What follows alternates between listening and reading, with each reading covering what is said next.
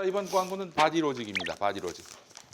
여러분 그런 경우가 있습니다. 자다가 골반이 아파가지고 네. 혹은 뭐 일하다가 엉덩이가 아프신 분들 그렇죠. 이거 한번 입어줘 봐. 진짜 무슨 약을 먹은 것처럼 맞아요. 어디 저 통증 치료를 받은 것처럼 아주 몸이 개운합니다. 네. 정말이에요. 난 세상에 단지 이걸 입었다는 이유만으로 이렇게 한 가지 좀 아쉬운 점이 있습니다. 이게 뭔가요? 바디로직. 늘 감탄하지만은 화장실 갈 때 너무 타이즈해가지고 벗기는 게 좀 쉽지 않아요. 네. 특히 음. 큰 거 음. 상황 급할 때 굉장히 위험할 수 있어요.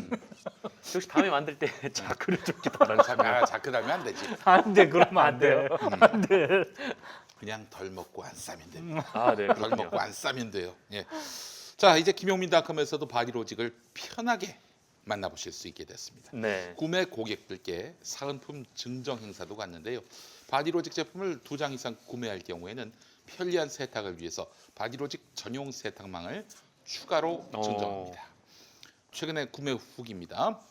편하네요. 좋지 않은 자세로 오래 앉아 있는 편이라 항상 허리와 허벅지 뒤쪽이 당기는 그런 증상이 있어서 불편하던 차였는데 혹시나 하는 마음에 구입했습니다. 보정 속옷처럼 너무 타이트할까봐 한 치수 크게 구매했어요. 네네. 우선 착용감이 너무 좋아서 장시간 입고 다녀도 편안합니다. 뭔가 몸을 적절하게 지탱해주면서 감싸주는 느낌이랄까. 상의도 긴 편이라 복부까지 편안히 감싸주고 자세가 바로 잡아지는 느낌이 듭니다. 어깨, 허리, 허벅지 등을 받쳐주는 느낌이라 이곳저곳 불편했던 몸이 전체적으로 편안합니다. 네. 입고 많이 걸어야 효과가 있다고 하니까 지속적으로 착용해 보려고 합니다. 거북목 수험생 조카를 위해서도 추가 구매하려고 합니다. 네. 바디로직은 골반의 인체 역학적 특성을 이용해서 체형을 개선하는 골반 그리고 말린 어깨 교정 속옷입니다. 효과가 없을 경우 100% 환불을 보장합니다. 부담 없이 경험해 보시기 바랍니다. 전화번호 031-345-4550 031-345-4550으로 문의하시거나 김용민닷컴에서 압도적 최저가로 바디로직을 만나보시기 바랍니다. 네. 감사합니다. 네. 아, 이거 여름에 한번 입어봤었는데 시원하더라고요. 오히려. 네. 네. 안 입은 것보다 더 좀 시원해가지고 착용감이 되게 좋았어요. 네, 좋습니다, 여러분. 바디로직 너무 좋아요. 네.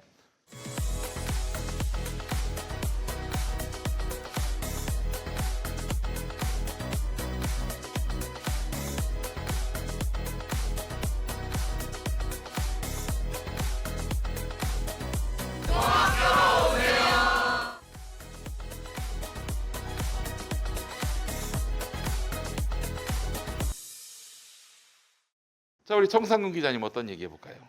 네, 저는 저번 주에 좀 업계에서 가장 화제가 됐던 기사이기도 한데 SBS의 한 드라마가 논란이 조선 크게 구마사. 됐었어요. 네, 음.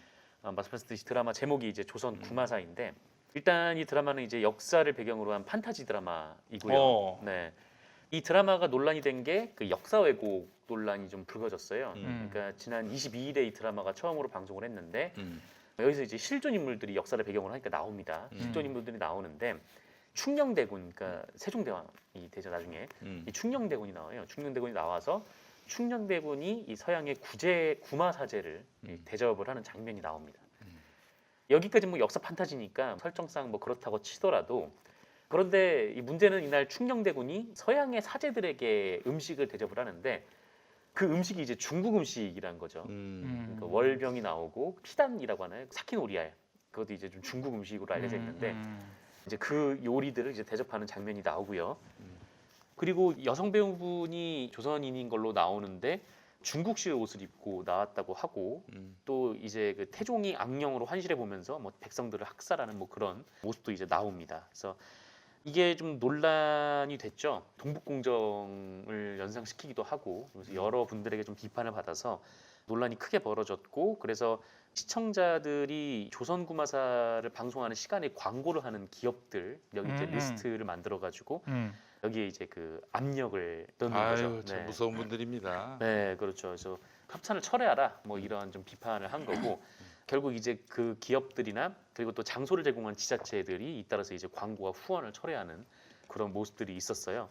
그러니까 이 드라마 제작을 지원하거나 이제 광고를 집행한 기업이 총 28개인데 이 중에 삼성, KT, 뭐 CJ 제일제당, 뭐 LG생활건강, 뭐 코지마, 하이트진로 이런 이른바 큰 손들이 손절을 하면서 더 이상 이제 버틸 수가 없는 그런 아이고. 상황이 된 거고요. 그래서 결국 SBS가 지난 금요일에 이와 관련해서 이제 드라마를 폐지하기로 결정을 했습니다. 그러니까 딱 2회하고 이 드라마가 이제 폐지가 된 건데 이미 뭐 80% 이상 촬영을 마친 상태였다라고 하더라고요. 좀 사전 제작이 많이 된 드라마고 그리고 이제 방영권 대부분도 뭐 이제 돈이 지급된 상태라고 하는데 어이구야. 저 알기로는 뭐 SBS하고 제작사가 좀 어느 정도 이제 반 정도씩 부담하는 방식으로 방영을 끝낸 것으로 알려져 있고요.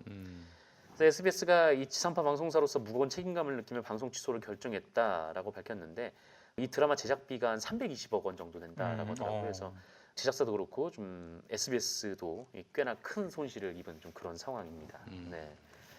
그래서 저는 드라마 관련해서 뭐 논란이 나오면은 보통 드라마는 드라마일 뿐이다라고 생각을 좀 하는 편인데, 그러니까 이 드라마 자체가 좀 판타지이기 때문에 문화예술적 상상력은 뭐 누구나 발휘할 수 있다고 생각은 드는데, 근데 좀 뭐라고 할까요? 그러니까 이 상상력을 책으로 쓰는 거랑 그리고 뭐 유튜브에서 자체 컨텐츠로 만드는 거랑 아니면 다른 데서 이렇게 뭐 자기가 아는 팟캐스트를 만든다거나 뭐 그런 거랑 지상파에서 방송하는 거는 좀 무게감이 다르게 받아질 수밖에 없는 부분이 있는 것 같고 그런 면에서 이런 좀 이렇게 한국 문화를 좀 중국 문화로 좀 상상을 하는 것들이 지상파에서 용인될 수준의 이야기인가라는 거에 대해서는 좀 적절하지 않은 부분이 분명히 좀 있었던 것 같고 사실 뭐 대체로 사극이라고 해서 뭐 역사랑 다 부합하는 건 아니지만은 그래도 좀 조심했어야 하는 부분이 아닌가 뭐 그렇게 생각을 하고 있습니다.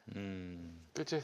문화예술 작품에 대한 외압 그리고 비평. 외압이죠. 비평은 아니고 비평이 누구에게 다 보장된 건데 압력, 권력적 압력.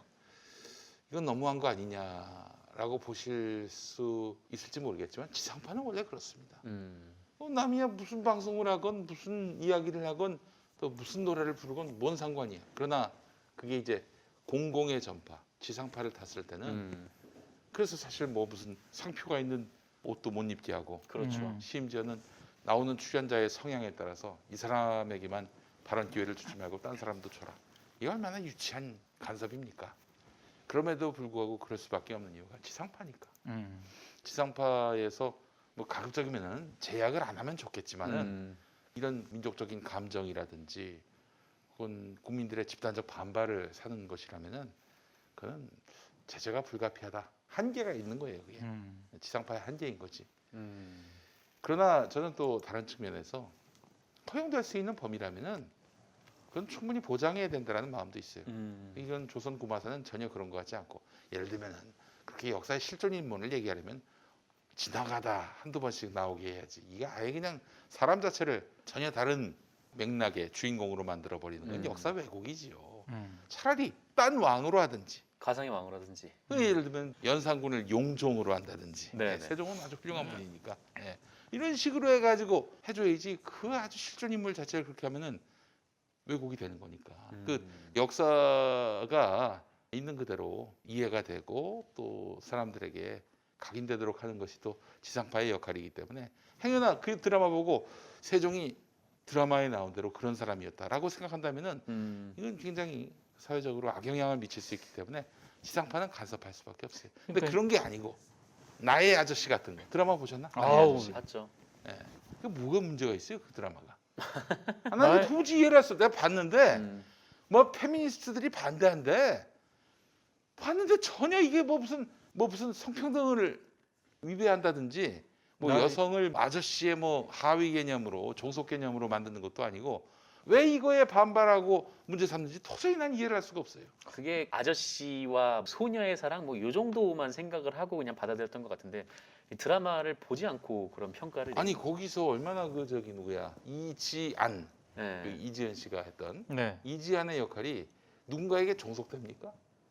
국면을 주도해 나가는 주인공이라고 전혀 그게 뭐 아저씨에게 예속되고 그렇지 않은데 잘 보지도 않고 막 그거는 그 구도 자체가 이거는 성평등에 어긋난다 이런 식으로 해서 그냥 무차별적으로 공격하고 방송 제작자에게 스트레스를 줄 만큼 압박을 가한다면 이건 폭력 아닙니까? 이건 잘못된 거예요. 나의 아저씨를 5번 본 사람으로서 음.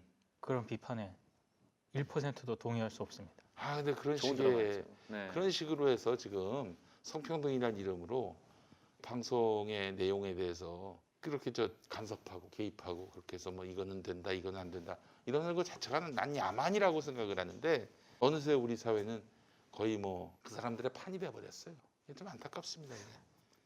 근데 아까 조선구마사 제가 드라마를 안 봤거든요. 네. 근데 약간 그 맥락이 겹쳐져서 이 논란이 좀 증폭이 된 것 같아요. 최근 들어서 이제 중국 쪽에서 자꾸 김치도 지네들 거라 그러고 또 역사 문제에 있어서도 계속 우리를 좀 불편하게 하는 그런 시도들이 있었잖아요. 그런데다가 이제 우리 국내 드라마 제작하는 데서 중국 PPL이라든가 중국 자본들이 좀 들어오면서 그래서 이제 이게 너무 판타지물이라고는 하지만 그런 부분이 맥락이 겹쳐지면서 이게 이제 굉장히 논란이 아마 본인들도 제작사라든가 SBS도 이렇게까지 이 논란이 확산이 될 거라고는 예상을 못했을 겁니다. 근데 이런 식으로 논란이 됐고 사실상 제 기억으로 이거 처음이거든요. 드라마 더더군다나 80%가 제작이 완료된 드라마를 네. 시청자들이 분노해가지고 광고 내려라라고 해서 이렇게 드라마가 엎어진 이 케이스. 아까 저 김용민 PD가 얘기한 것처럼 이 케이스를 온전히 그럼 좋다고 이렇게 평가할 대목은 분명 아니지만 이제 이런 부분까지 시청자들이 굉장히 디테일하게 지금 생각을 하고 있다. 역사라든가 역사 왜곡이라든가 중국 자본이라든가 중국 PPL까지. 그러니까 이제 아마 드라마를 제작하는 분들 입장에서는 여러 가지를 아마 좀 고려를 해야 될 부분들이 굉장히 많을 거예요. 저는 그 생각이 좀 들더라고요. 네. SBS나 이 제작사 쪽에서 이게 논란이 될 거다라는 생각을 안 했다는 것도 저는 좀 문제라고 좀 봐요. 예, 어쨌든 그렇죠. 봤을 때 누가 봐도 좀 불편한 장면일 수 있거든요. 월병도 그렇고 뭐 썩은 오리알도 그렇고 대체로 이제 중국 쪽 이제 문화로 많이 알려져 있는데 네. 뭔가 우리나라의 좀 실존 인물들이 이제 물론 이제 판타지라고는 하지만 뭐 이렇게 했다는 거를 어느 정도 좀 파악을 먼저 하고 그 다음에 좀 이거를 방송할지 말지 그러니까 사전 제작이 많이 됐다면 이미 검수할 시간은 충분히 있었을 거라고 보는데 이 부분에서 좀 미흡하지 않았나는 생각이 좀 들고 그러니까 이게 아마 조선구마사를 쓴 작가가 이전 드라마가 굉장히 큰 히트를 했다고 하더라고요. 뭐 아 그래요? 예, 그 TVN에서 했던 철인어군가 그것도 좀 역사 논란이 좀 있었는데 그게 이제 큰 히트를 해서 아마 그쪽 이제 작가를 땡겨 오다 보니까 이 드라마가 이제 뭐 그 방영을 된 걸로 그렇게 알고 있는데 근데 한 번 좀 논란이 있었던 부분이기도 했기 때문에 면밀하게 봤었으면 어땠을까 그런 생각이 이제 드네요. 그저 역사와 관련해서는 조심해야 돼요. 저는 사실 진짜 그런 영화를 만들 때 도입부에 인트로에 그런 얘기 하잖아요. 역사적 사실을 다룬 게 아니라 역사적 사실 일부를 바탕으로 이제 각색했음을 알려드립니다. 뭐 그런 식의 안내가 좀 나오죠. 역사 판타지 중에 또 유명한 게 이제 그 천명인가요? 그 이순신 장군이 뭐 이제 북지방에 있었을 때 뭐 남한군하고 북한군이 이제 그렇지. 타임어프 해가지고 네. 나중에 이제 이순신 장군이 천군일 뭐, 거예요. 천군. 예. 그런 영화도 박동훈 씨가 있어요? 나왔던. 예, 그것도 되게 재밌는 영화였는데. 아 음. 박중훈 씨 나온 거. 예. 아. 근데 그는 이제 여기서 좋은 내용이니까 환영을 받지만은 이거는 중국 자본이 있었어요 실제로 그 저기 그건 맞아. 모르겠어요. 그건 모르지만 네. 어떤 그런 논란을 빚은 사람이 조선 역사를 그렇게 홀대하고 중국이 굉장히 조선 상위 국가인 것처럼 그런 식으로 인식하게끔 만든 드라마를 만들었으니 사람들이 오해할 만도 하죠. 그러니까 별로 조선 안 좋은 구마사에 내용. 예. 중국 자본이 들어왔다는 얘기가 아니라 최근에 드라마에 음. 중국 PPL 이런 부분들이 논란이 좀 됐었잖아요. 음, 그 맥락이 이제 전혀 그 논란이 사그러들지 않은 상황에서 이제 이런 콘텐츠의 어떤 그런 역사 왜곡 논란이 불거지니까 이게 논란이 굉장히 증폭이 된 게 아닌가 싶더라고요.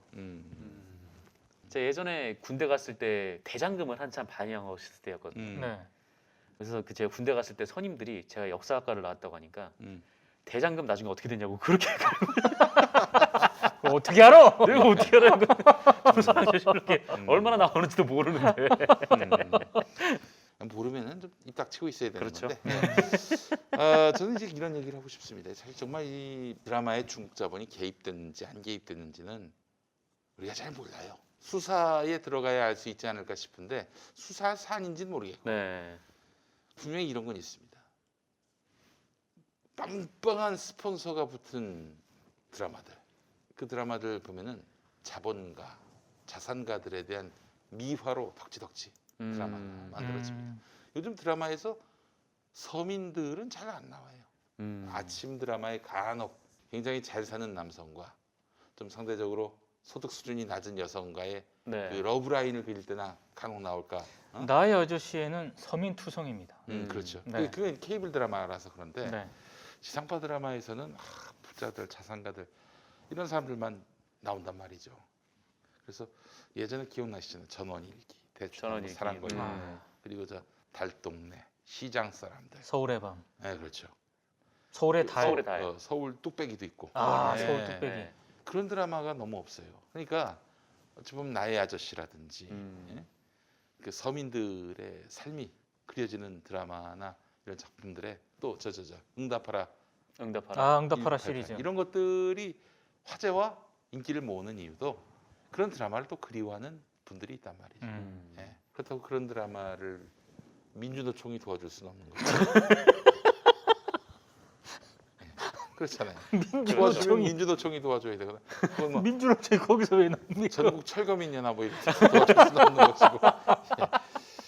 예. 그런 드라마는 네. 그 사실 지상파들이 공익적 차원에서라도 그런 드라마를 많이 만들어서 우리 사회에 어떤 인간성 회복에 좀 도움을 줘야 돼요. 그렇잖아요. 그렇죠. 네, 너무 좀 천편일률적이에요. 뭐. 그렇죠. 네. 서울의 밤은 좀 별로였다라고 얘기하셨고, 예, 또 드라마 마니아들이 많기 때문에 말 조심해야 됩니다. 인생 드라마 뭐 있어요, 우리 정상근 동지? 인생 드라마요. 저도 나의 아저씨 굉장히 재밌게 본 것 같아요. 네. 그게 인생 드라마일 정도까지입니까? 인생 드라마. 아니 그러니까 인생 드라마라고 하기보다는 서울의 달, 서울의 밤이 아니라 서울의 달. 달. 저는 몇 가지 드라마를 보면서 음. 그 역사에 관심을 가지고 이런 계기가 된 게 있었는데 음. 그게 이제 여명의 눈동자였고 그렇지. 그다음에 모래시계였고 모래시계. 최근 들어서는 나의 아저씨예요. 음. 굉장히 제 일상과 삶에 영향을 많이 미친 드라마. 저는 그 사랑과 야망. 사랑과 야망. 아, MB 나온 거 아니에요? 유인촌 나오는 거 아니에요? 유인촌 안 나왔어 거기. 사랑과 야망. 예. 남성훈, 차화연, 이덕화, 그 김청, 김용민 아. 그런 분들이 나왔지. 네. 좀 더 옛날 드라마. 중학교 1학년 때 나온 드라마인데 어. 정말 한 회도 빠지지 않고 다 봤어. 거기서 제 인생을 많이 배웠던 거야. 아. 예, 참 좋은 드라마입니다. 나중에 그 SBS에서 나온 2006년인가 2007년인가 나온 사랑과 야망은 제 정말 첫 회 한 네. 30분보다 많았습니다. 연기력 리메이크였나 보죠, 그게? 연기력의 차이가 너무나 크고 리메이크였어요. 작가는 김수현 씨였는데 연출가도 똑같았어요. 그런데 그래서 참 안타까웠습니다. 리메이크 드라마는 정말 기존에 대한 기대치가 있기 때문에 쉽지가 않아요. 그리고 역시 옛날 배우들이 연기를 참 잘합니다. 네, 맞아요. 요즘 배우들한테 미안하지만 옛날 배우들의 그 연기력은 따라갈 수가 없어요. 그분들은 뭐 삼남한상 온갖 풍상을 다 겪은 사람들이기 때문에 그 연기력의 깊이가 이루 말할 수가 없어요. 그래서 언제 한번 사랑과 야망을 내가 한번 사야겠다. 한번 살 마음을 가졌었어요. 그래서 그걸 또 나중에 틀어주던 케이블에다 연락했더니 한 100만 원을 줘야 된대. 결국 사질 못했는데. 많이 준다. 예? 너무 많이 부른다. 그거 1년 내내 나온 드라마예요. 60분짜리 드라마가 매주 2편 나와봐. 그러면은 1년이면 몇 개야? 그게. 그러네. 여러분들에게는 그 드라마가 뭐가 있습니까? 남성훈, 이효춘 주연 무슨 소리야? 이효춘이 왜 나와 거기? 부셔버릴 거야. 이 아, 심은하 씨 뭐죠? 응? 심은하 씨가 한 대사 그 드라마 있잖아요. 너 부셔버릴 거야. 그게 그게 뭐였지? 그것도 김수현 드라마였는데 네. 부숴버릴 거야. 심은하 씨가 MBC에서 했던 그 드라마 M. M. 눈 초록색으로 M 무섭게 변하는 봤죠. 거. 그게 그 하얀 청춘의 덧. 청춘의 덧. 청춘의 덧. 청춘의 덧. 하얀 거탑도 재밌었고. 예. 하얀 거탑도 재밌었죠, 네. 진짜. 하얀 거탑 재밌었어요. 음. 예. 알겠습니다. 자, 다음. 네, 하나 더 하겠습니다. 그 네이버랑 카카오가 지금 우리나라 양대 포털인데 지금 뭐 상대적으로 양이 많이 주긴 했지만 그래도 우리나라에서 뉴스 소비의 절대적 비중이 두 포털에서 의존을 하고 있지 않습니까? 글쎄 근데 말이야. 어느 매체가 이 네이버 다음에 들어갔냐, 또 검색을 했을 때 검색이 되냐 안 되냐, 아니면 이제 메인 화면에 노출이 되냐 안 되냐, 뭐 콘텐츠 제휴를 했냐 안 했냐에 따라서 이 매체의 매출이 어마어마한 차이가 있어요. 워낙 두 포털에서 많이 보기 때문에 그래서 이 네이버 다음에 입점과 퇴출이 한국 언론 지형에 굉장히 중요한 문제가 된 상황이고 그러다 보니까 여기에 들어가는 기준이 뭐고 또 쟤는 쫓겨났는데 왜 얘는 안 쫓겨나냐 이것도 굉장히 항상 논란이 되었었거든요. 그래서 이제 포털에서 원래 자기들이 알아서 하다가 이게 하도 논란이 되니까 이제 뉴스 제휴 평가위원회라는 걸 만듭니다. 그렇죠. 네, 만들고 네이버 다음이 그거를 공동으로 운영을 하면서 우리는 입점이나 뭐 퇴출이나 이런 거 다 우리 손 안 거쳐요. 그냥 쟤네가 하는 거예요. 우린 그냥 시키는 대로 하는 거예요라고 지금 주장을 하고 있는 거죠. 근데 이 뉴스제휴평가위원회가 지금 한 만들어진 지가 6년 정도 됐고요. 횟수로. 그리고 이번에 이제 6기 제휴평가위원회가 출범을 했는데 그런데 이 6기 제휴평가위원회까지 오는 동안 이 네이버나 카카오는 누가 제휴평가위원으로 활동하는지 한 번도 공개를 한 적이 없어요. 그렇죠. 한 번도 공개를 한 적이 없고 대신 어느 단체에서 추천이 들어가는지 뭐 그 부분만 공개를 했었거든요. 근데 뭐 물론 공개를 하지 않았지만 뭐 미디어 비평지에서 이제 명단을 입수해서 뭐 보도를 하는 경우는 있었습니다만 어쨌든 자기들이 이제 공개를 한 적이 없고 그 이유가 뭐였냐면은 누가 제휴평가위원으로 활동하는지 공개를 하면은 그 사람한테 이제 로비가 들어갈 수도 있고 뭐 이런저런 이제 공정성 우려가 제기될 수가 있기 때문에 자기들이 이제 공개하지 않는다 이렇게 설명을 해왔었습니다. 근데 또 역으로 좀 어떻게 생각해 보면은 우리 사회에 이렇게 큰 영향을 미치는 것이 포털인데 여기 이제 누가 어떤 기준으로 누가 이제 심사를 하는지는 좀 알아야 하지 않습니까? 그렇죠. 예. 알아야 하는 거고. 근데 이제 네이버나 카카오는 절대 그런 얘기 안 한단 말이죠. 네. 근데 이번 이제 6기 제휴평가위원회의 명단이 물론 이제 네이버나 카카오가 공개한 건 아니고 이번에도 이제 미디어 비평지들이 입수를 해서 공개를 했는데 이게 항상 공개를 할 때마다 똑같은 논란이 제기가 되고 또 똑같은 문제점이 지적이 되고 있는데 이번에도 역시 마찬가지예요. 그러니까 이게 뭐냐면 네이버나 카카오에 어떤 매체가 들어가고 나가느냐가 굉장히 중요한데 만약에 그거를 현직 언론인들이 맡아서 하면은 그야말로 그냥 자기들끼리 카르텔만 구축하는 거 아니냐. 그렇지. 예, 좀 이런 최소한 논란이 그 거기 있던 거죠. 그 제휴위원회 들어간 사람의 언론사는 뺄 수 없을 거 아니에요. 네. 그 그렇죠. 제휴위원회 들어간 언론사 사람은 자기가 속한 언론사를 거기서 빼겠어요? 못 빼는 거죠. 못 빼지. 그래서 어떻게 보면 이것도 저는 이해 충돌이라고 좀 보는데 그렇지. 제휴평가위원회에 맞아요. 들어가 있는 네. 것 자체가 예. 그래서 이게 항상 문제로 지적이 되어 왔었는데 뭐 이번에도 역시 이 현재 뉴스제휴평가위원 상당수가 또 전현직 언론인으로 지금 채워져 있는 게 현실이고 이게 그러다 보니까 결국 이 안에 이제 뉴스제휴평가위원회 심사를 맡은 사람들이 자기들끼리 뭐 자기들은 살아남고 그냥 굉장히 좀 작은 군소 매체들만 이제 넣다 뺐다 하는 좀 그런 방식으로 이 뉴스제휴평가위원회를 유지해왔던 게 아닌가 좀 이런 비판이 있는 거죠. 그러니까 이게 예전에도 한번 논란이 된 적이 있었는데 똑같이 어뷰징을 했는데 민중의 소리는 퇴출이 되고 아 맞아요. 예, 조선일보는 퇴출이 안 됐단 말이죠. 그래. 네. 예, 그 대체 이게 무슨 근거냐, 이 무슨 논리로 이런 결정을 내리는 거냐, 좀 이런 비판들이 좀 많았었습니다. 네.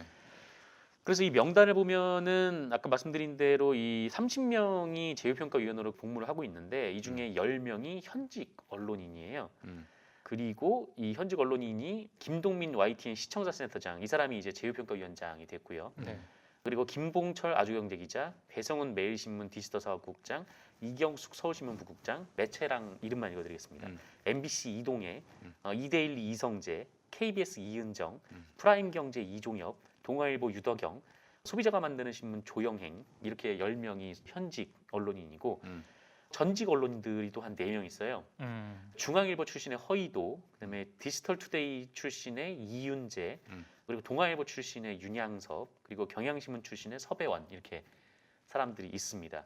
거의 대부분이 네이버 제휴 입점 업체고 입점 매체가 그 입점 퇴출 심사를 한다라는 말로도 해석이 가능한 거죠. 그러니까 제휴평가위원회에 들어와 있는 사람이 우리가 너네 껴줄게 아니면 너네 나가 이렇게 결정을 할 수 있는 권한을 쥐고 있다라고 봐도 무방한 게 30명 중에 전현직을 다 계산하니까 14명이 나왔기 때문입니다.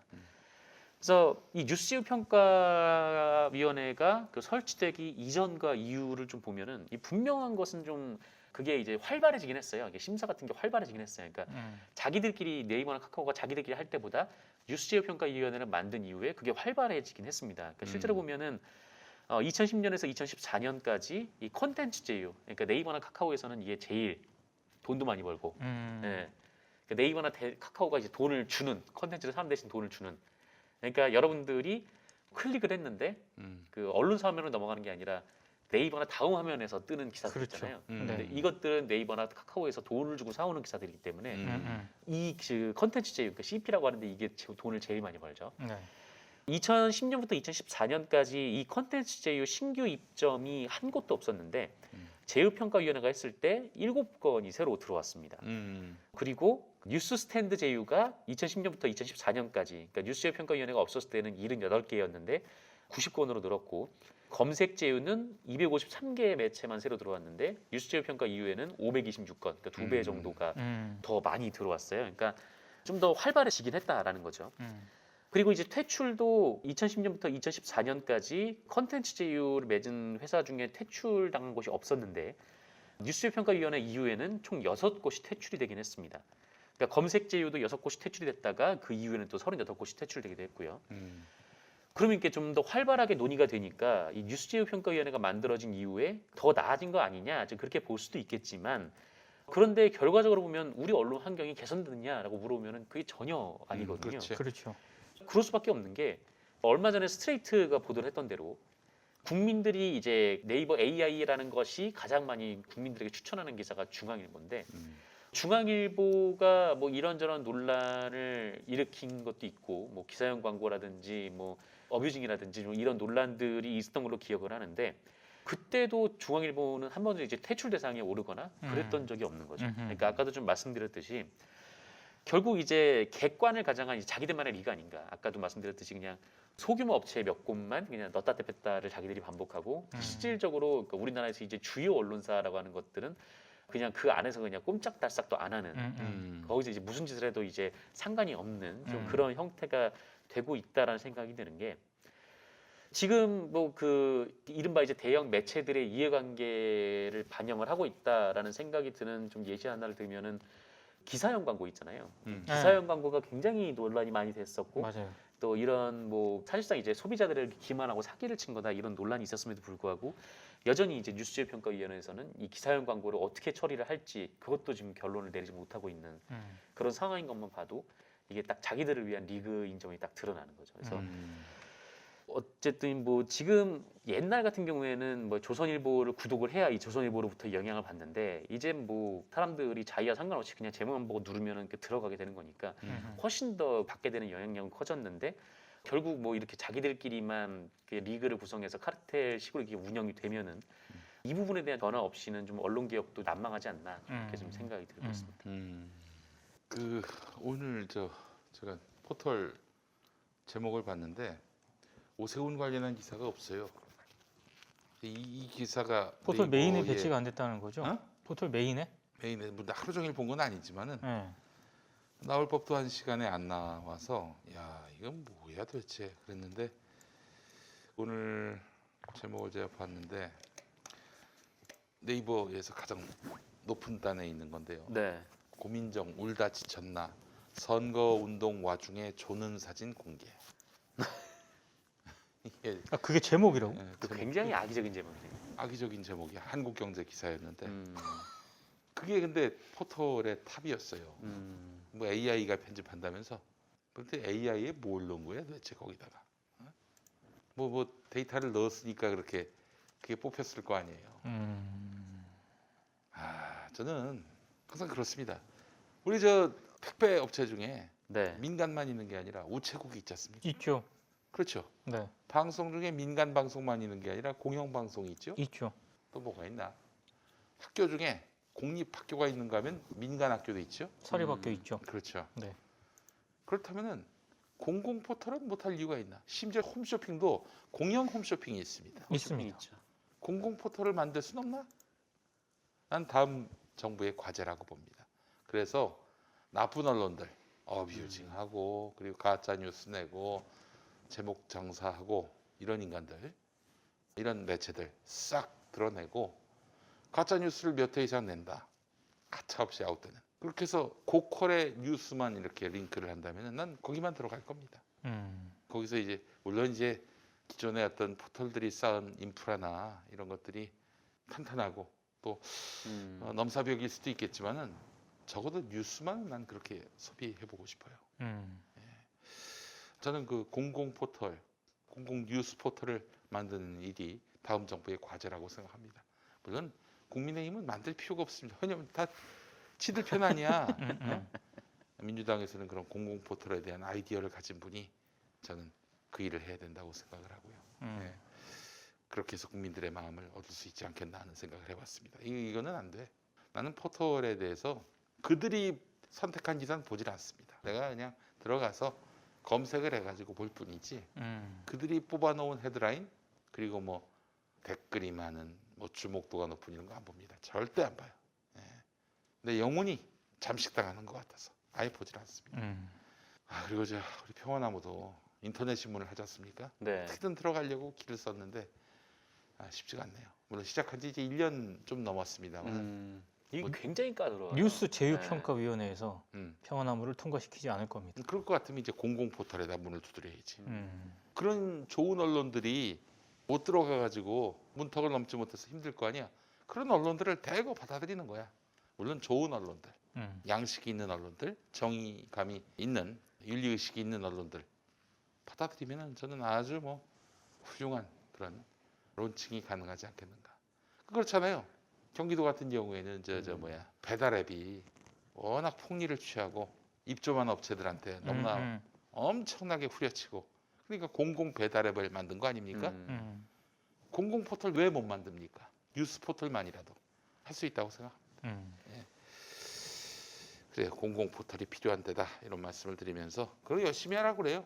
계속 지금 네이버나 다음이나 손님들이 줄고 있잖아요. 줄고 있죠. 줄고 네. 있어요. 심지어는 예전에는 뭐 다음이 네이버를 도저히 따라갈 수가 없었는데 거의 뭐 비슷해졌다면서. 그 정도로 비슷해졌어요? 아니 그 정도까지는 지난번에 아닐 얘기해줬어 나한테. 음. 뉴스의 경우가 아마 그랬던 걸로 알고 있는데 네이버 뉴스를 워낙 엉망으로 관리하니까 그렇게 된 게 아닌가 싶은데 그래요. 우리가 민간이 그걸 만들기에는 그건 따라갈 수가 없어요. 쉽지 않죠. 비용이나 인프라나 이런 것들 공공이 했으면 좋겠다 이런 생각이 들고 아니 민간이 재정 능력이 없고 그렇게 또 공공성에서 이탈했다면은 그러면 공공 포털이 그 일들을 해야죠. 네이버하고 다음은 요즘 너무 지나쳐요. 특히 다음에 조선일보 출신 권대열인가? 예, 하여튼 조선일보 그 사람이 출신이 가면서 들어갔죠. 아주 이상해졌어요. 그 사람 때문인지는 알 수 없습니다만은 조선일보 논설위원 했던 사람이 전 정치부장. 네. 그거를 왜 진작에 안 해가지고 그런 생각이 자꾸 듭니다. 공공 포털이요? 공공 포털뿐만 아니라 언론 개혁과 관련해서 뭐 한 게 아무것도 없잖아요. 한 건 없으면서 자기 사람은 갖다 꽂으려고 했고 그러다 보니 뭐 언론 개혁 된 게 아무것도 없고 결국 지난 세월 무탈하게 잘 지냈던 놈들의 판이 돼버렸습니다. 그렇잖아요. 내가 제일 열불난 게 뭔지 아십니까?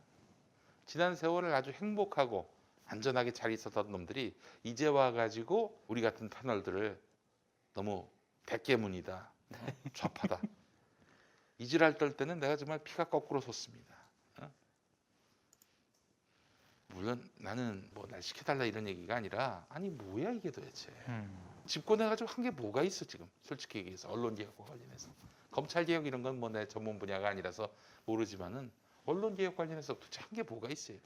사실 뭐 그 순리대로 따르면은 되는 것도 꽤나 많았거든요. 그렇지. 좀 예를 들어서 이제 종편 심사 같은 경우에도 분명히 이제 점수가 미달이 됐고 출범 때부터 좀 일종의 이제 사기를 친 것이 드러났음에도 불구하고 이거를 어쨌든 원칙대로 이제 처리를 안 해서 이 적기를 또 놓친 측면들도 있어서 그런 부분들은 좀 답답하죠. 그렇죠. 레거시 미디어 출신의 인사들이 여당 요직에 있다 보니까 관심이 없었던 거야.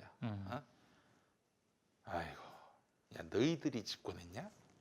촛불 정신이 집권했지. 아유 정말 참 이게 개혁할 의지가 없는 인간들이 어쩔 수 없이 이제 너희들밖에 없으니까 선택한다. 이런 민심을 끌어안고 그 자리에 앉았으면 정말 몸낮춰서 공복의 자세를 취해야 되는데 지 권리로 알아요. 국민의 호의를 지 권리로 알아. 이러니 뭐 아무것도 이루어지지 않고 그러니까 이름이 보세요. 선거 때마다 그냥 진보 유튜버 밖에는 자기 편 들어주는 사람이 아무도 없는 거야. 얼마나 비극적인 일입니까? 무슨 언론 장악하라 이런 얘기가 아니에요. 언론인들 괴롭혀라 이런 얘기가 아니라 부당한 반칙이 판치는 시스템 이런 것들을 바로 잡기 위해서 제도 개혁 또 하다못해 캠페인이라도 벌였어야 하는 거 아닙니까? 아무것도 안 해놓고 그냥 여기까지 온 거죠. 뭐 아유 그냥 그냥 비단 언론 개혁만 그러겠나 싶어요. 이런 말씀은 한 말씀 김용민 PD 말에 보태고 싶은데 흔히 말하는 언론 개혁을 할 수 있는 여러 뭐 언론 유관 단체나 언론 기관들이 있지 않습니까? 이런 부분에 인사를 할 때는 그게 잘 안 되는 건 알고 있어요. 어찌 됐든 문재인 대통령이 모든 인사를 다 하는 건 아니지 않습니까?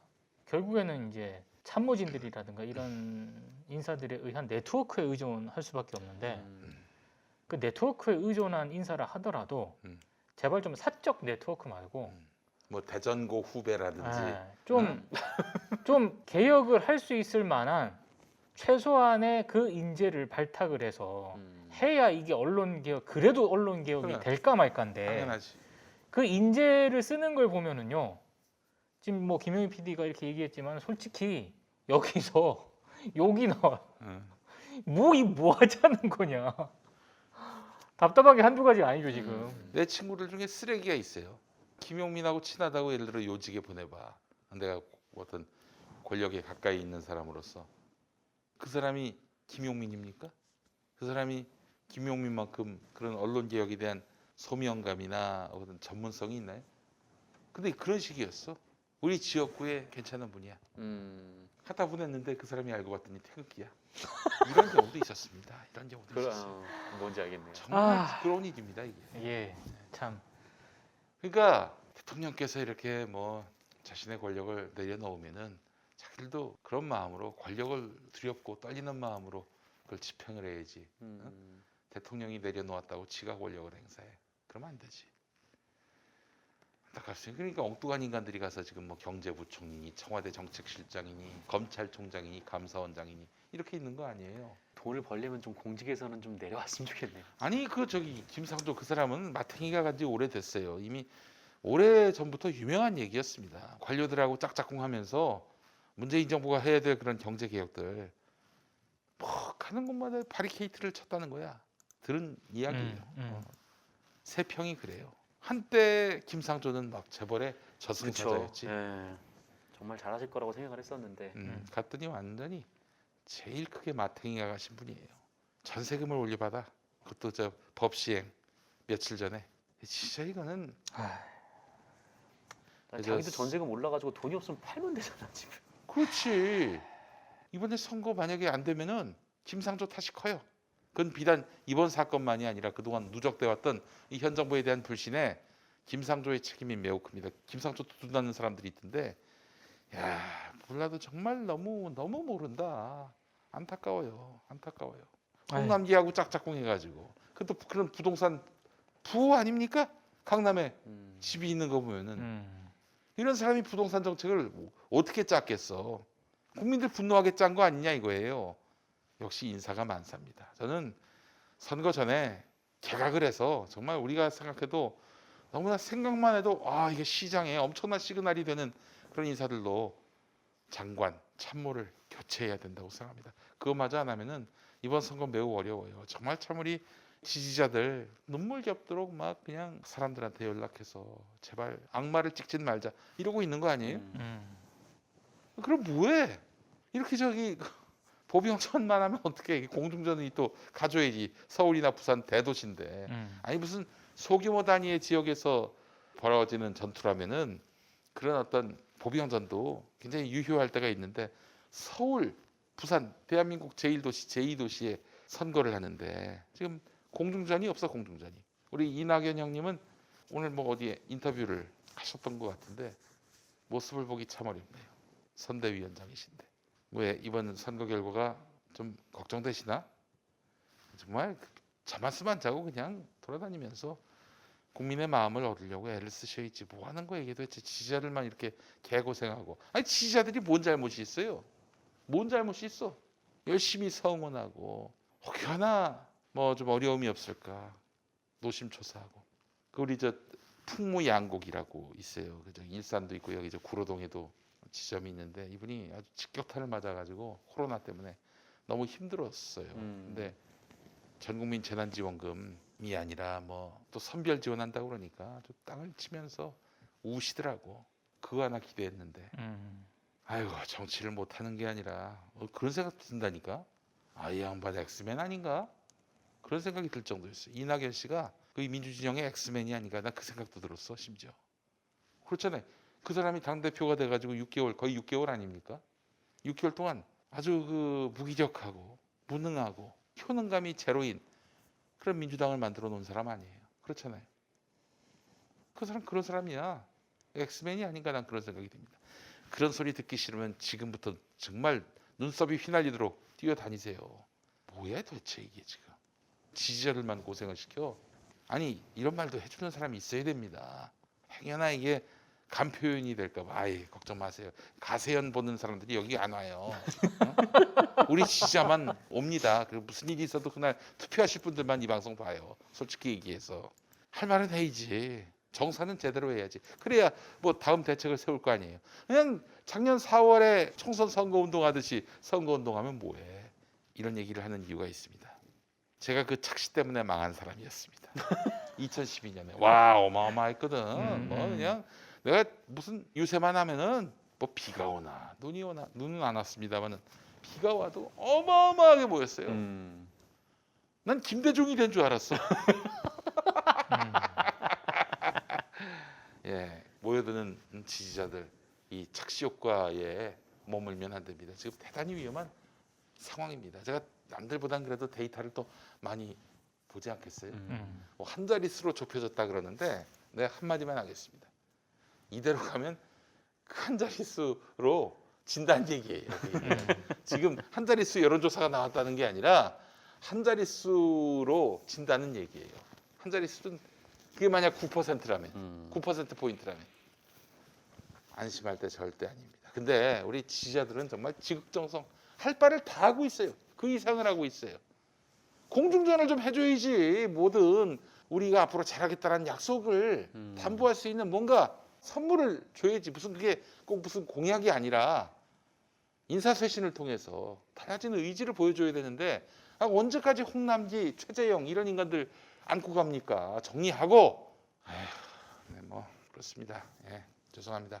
예, 자, 뭐 이게 마무리합시다. 네. 예, 마무리하고 다시 지상파 나가는데 좋은 방송으로 좋은 결과로 지상파 방송했으면 나가니까 좋겠다. 오늘 방송 다 잘라주세요.